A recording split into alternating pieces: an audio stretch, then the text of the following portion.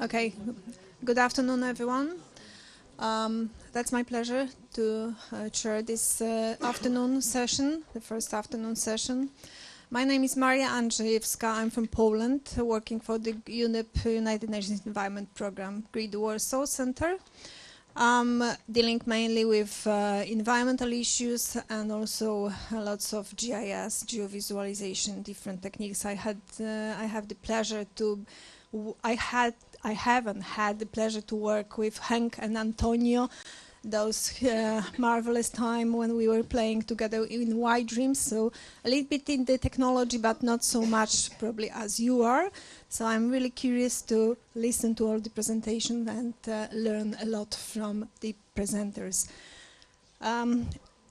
Because I don't know most of you, so then I ask the presenters to say just 1-2 sentences about themselves to let you know from a little bit more about themselves. And we have we are starting late, and we have all presenters present today. So the organizers scheduled only for 10-15 minutes per each presentation, quite a short time, and I will have to show you that we are approaching. You have to approach to the end, so please look at me from time to time and try to be ready with the presentation within your time.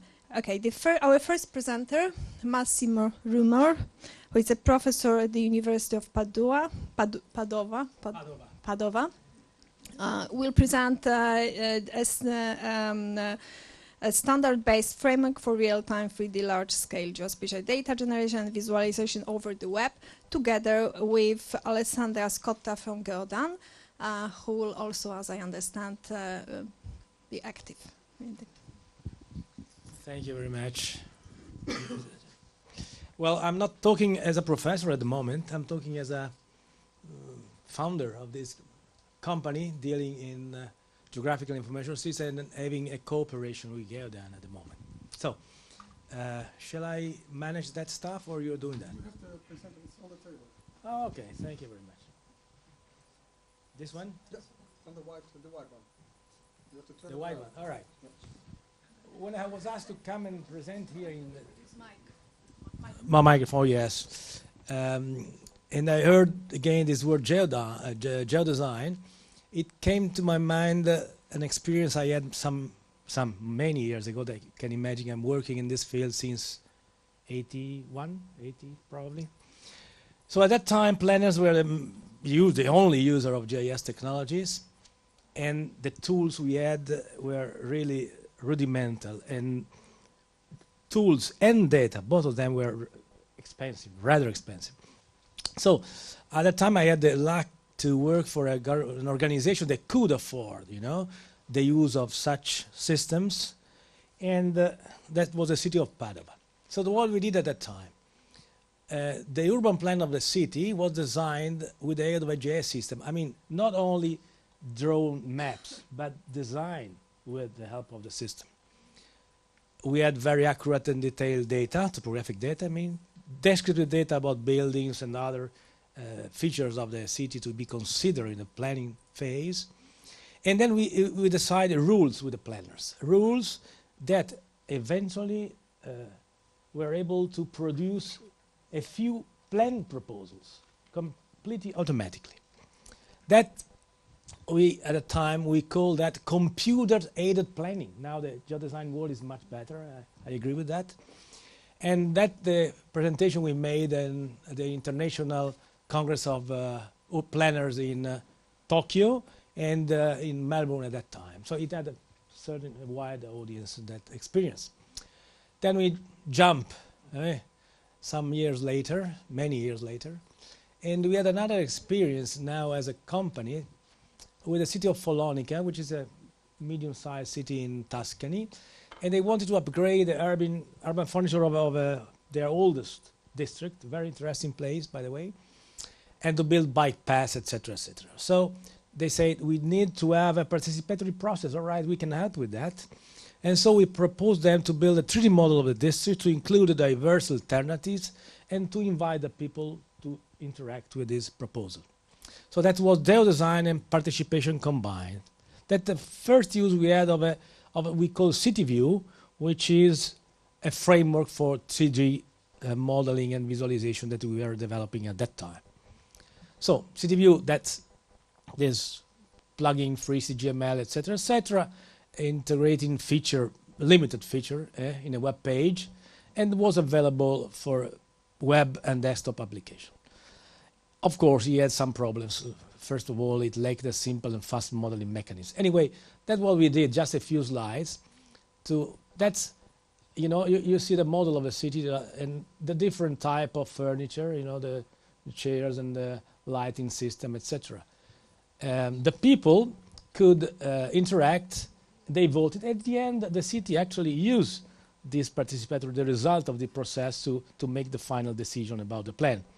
In fact, they didn't want the bike path, they didn't put it in place because the citizens didn't want that.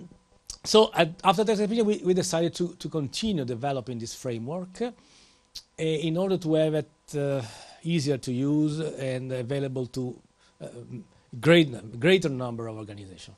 And so we started a project for a new 3D framework. You all know what a framework, application framework is.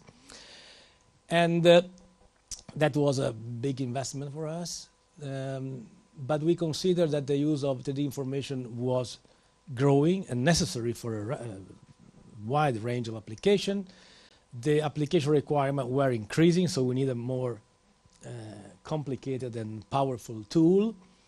Still, data were expensive, they still are expensive, in terms of cost and time. Well, they are decreasing the cost, but we will maybe have time to discuss it later. Data are not just data, we need adequate data with a certain type of accuracy, up to date, etc., etc. So, what I'm doing? I'm going back. Okay. So, yes, all right. The technological changes we found, the first 3D asset management and rendering is demanding in terms of computational resources and bandwidth. Another thing, we needed to low-end systems to manage this visualization, and so we had to work on optimization techniques for that. Second thing, a lot of organizations at the time, and nowadays as well, they are doing they're using for their geographical information system the web services. That's the architecture, the most popular one. So VMS and VFFs are used widely. On the other side, they don't have 3D data, so they have just 2D data. Sometimes we call them 2.5D data, meaning they have a digital terrain model. And so we decided to work on a real-time generation of 3D feature using the existing 2.5D topographic base and using the web services, the Open Geospatial Consortium web services. All right. So I'm using always, because this is on the right side. I'm using the, oh, that's why. I thought that it was because I am left-handed, and I'm using it with my right hand, so I have some problem for that. Okay. All right.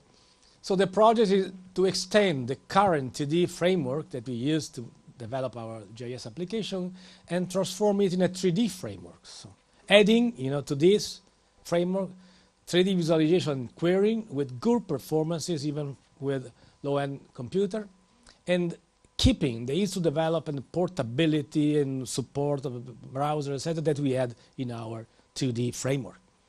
The 2D framework was used for many applications, and now the project. So this is the project. I've already told about that. HTML5 and WebGL to be used, and the OGC standard. And now I leave the floor to my colleague Alessandra. Yeah, she's much more technical than I am. Much more. I want to try. This. How do I do You have to the light one. Yeah, the white one is the working one. Okay. So I just want to highlight some technical aspects of the solution, just in main lines, and So here we have to deal with two main challenges, as Massimo already mentioned them. The first one is to generate actually from 2D data, 3D data. And the second one is to stream all the data on the web, because all the solutions are web-based. So we have a problem of streaming the data in such a way that we can use it. We can use it also on smartphones and as well on high-performance computer.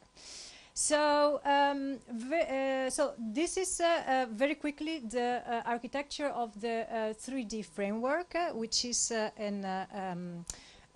built up, which is the framework which has been built upon the 2D framework. There is its layer is based upon three main layers. The first layer is called foundation, and it's mainly 30 seconds. yeah, handily, sorry, I'm talking always too much, I know.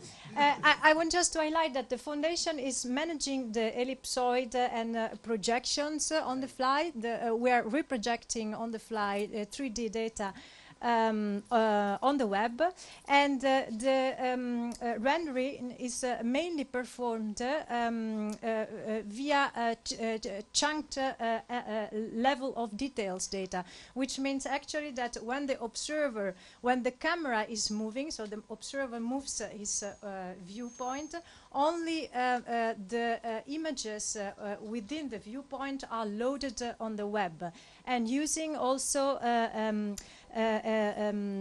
level of detail, which means that the three objects are more complex nearby the camera and less complex as far as you are going along the camera.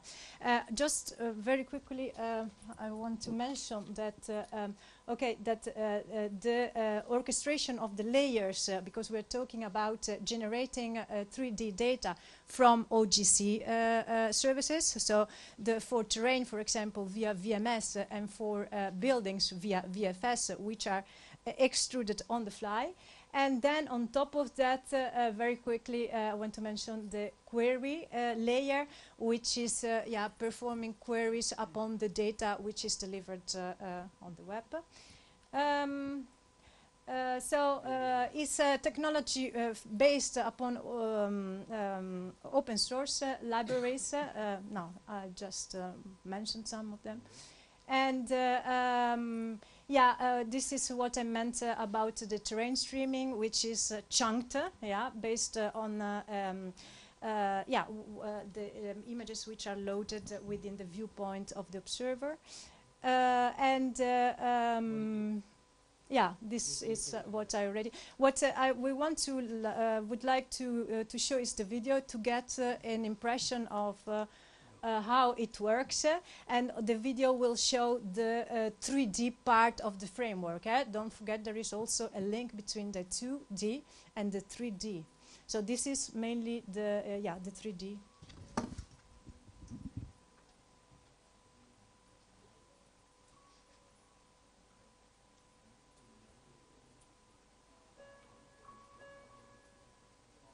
The extrusion is done automatically from a VFS, and this is the rendering of the terrain. So the tiles are loaded while moving the camera.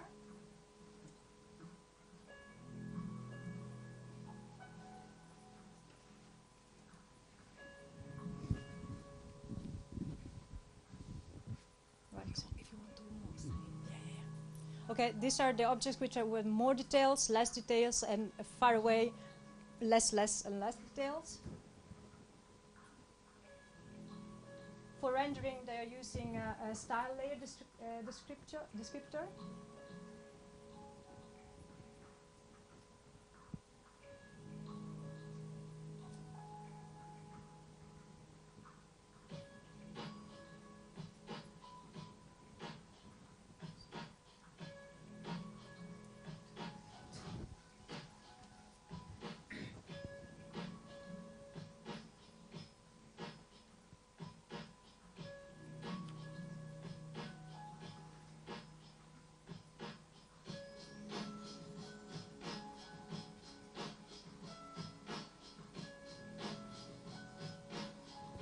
This is the same application Massimo talked about, but with a new framework. with the new framework, where public could choose between different furniture along the street.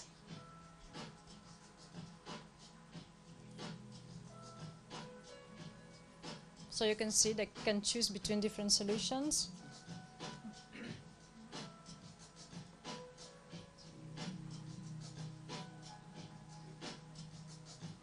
And they can, of course, express their opinion via social media.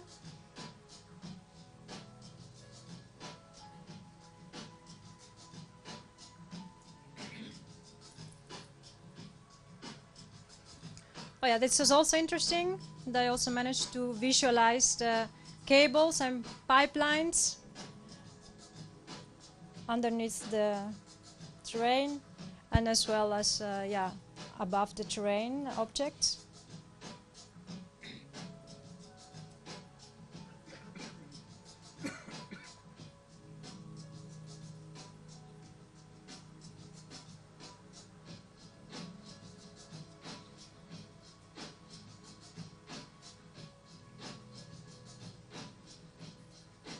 And of course, you can also query the, this coming. You can query the 3D objects.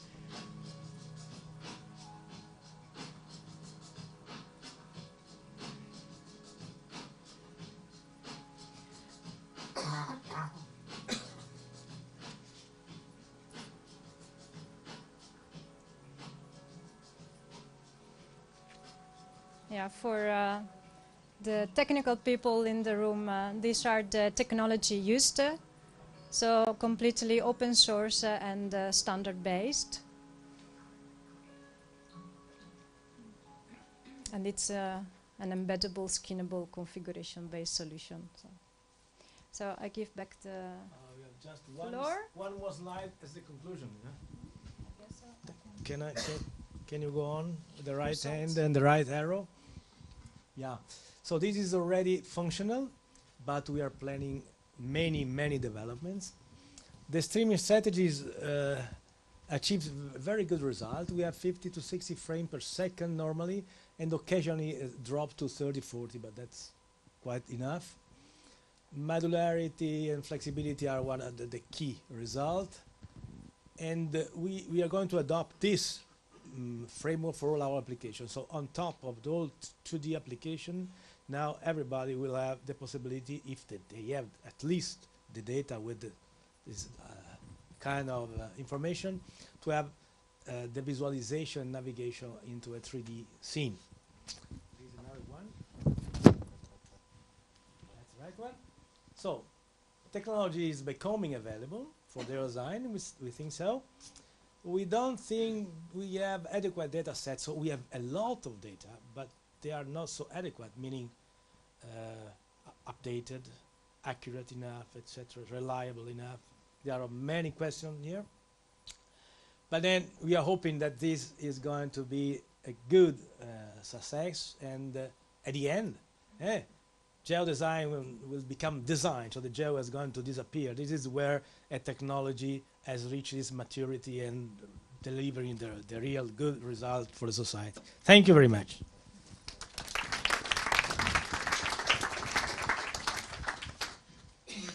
Thank you, Massimo. Thank you, Alessandra. That was really fascinating presentation. Dozens of questions I'm sure everybody has for you, so we'll keep them for the discussion.